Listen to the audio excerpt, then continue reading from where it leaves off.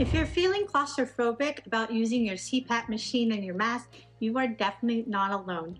Many people can really feel uneasy at first. With the right strategies, you can learn how to use your CPAP more comfortably and improve your sleep quality.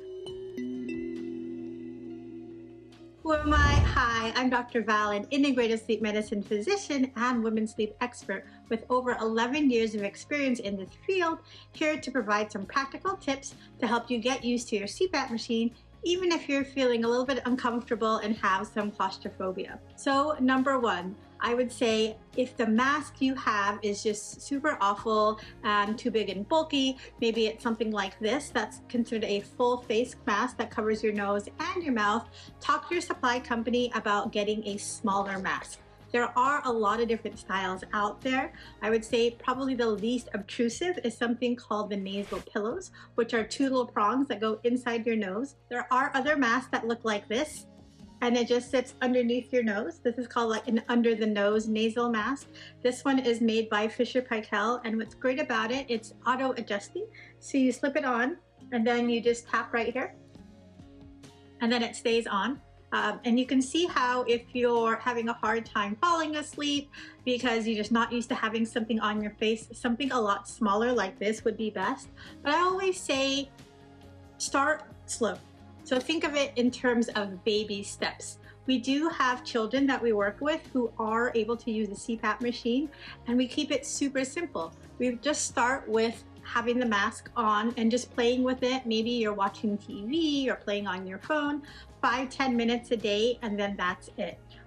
Slowly work up to be able to use this for maybe at least half an hour or an hour. If you can do that when you're awake, certainly you're supposed to use a CPAP machine when you're asleep, but this is just one way to get used to having that sensation on your face. I liken using a CPAP machine and mask to someone who wears glasses, right? The first time you wear your glasses, especially if it's new frames, you may start to feel the little pressure on the back of your ears or over your nose. But after a while, I know some people just forget where the glasses are and they're actually on their face, or sometimes you have it sitting up like this and have no idea where your glasses are. So gradually get used to having a mask on your face, but make sure it's a mask that's the least obtrusive. Another tip that I recommend to patients is to use relaxation techniques. Maybe before you fall asleep at night, instead of watching the news or like a really action-packed movie, maybe you can try to listen to a meditation or do some deep breathing, or use this technique called progressive muscle relaxation, where you tense up different parts of your body and it also helps you relax. The more your body gets used to having something on your face and that sensation of the air coming in and out of the machine, it can make it a lot easier. One patient actually told me his technique is he counts down from 100.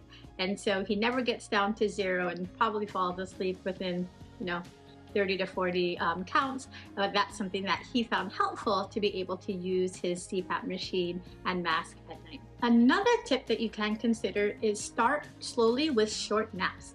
If you do have the opportunity to take a 15-20 minute nap in the middle of the afternoon, it may not be as daunting as using the mask and the machine at night. On your couch or even in your bed, start with the mask. After you practice for it, turn the machine on 15-20 minutes, even up to half an hour.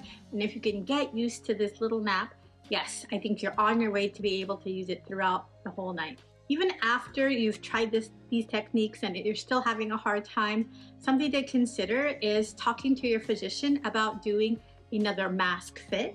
So either going to your supply company and trying different styles of mask if you already haven't done so. For me, when I started to get used to my machine, it took me maybe 4 to 5 masks before I figured out something that really worked. There are options depending on your insurance, and you can actually go overnight to the lab and have the technician there with you throughout the night, real time, making sure that the mask is fitting well, that it's not leaking, and that even the pressure is right for you. Because sometimes when you're awake and alert and you put the mask on and it can feel totally comfortable, but as the pressure starts to increase throughout the night, then you start to feel uncomfortable, maybe claustrophobic, or maybe the pressure is too strong and it just blows off of your face. Another tip is to consider your mindset in this situation. Some of the people that I work with really are so motivated because they have a lot of friends or family members who feel amazing after having their sleep apnea treated. And I would think those folks who are thinking and knowing that it's going to have a beneficial outcome are more likely to keep trying and finding a solution that works for them. Make sure you talk about all of your uneasiness, all of your thoughts about sleep apnea, positive, negative, or neutral, and hopefully together working with your sleep physician, you can partner with them to find a really good solution for you. Because I can tell you a lot of the people that I work with feel so much better when they are able to get over, typically the first week or two is the most uncomfortable. Sometimes it does last a little bit longer, but we're in this together and hoping that you do feel better and that you can sleep and have a lot better quality. All right, ladies, that's all I have for today. Until next time, please subscribe and share with your friends who are struggling to use their CPAP.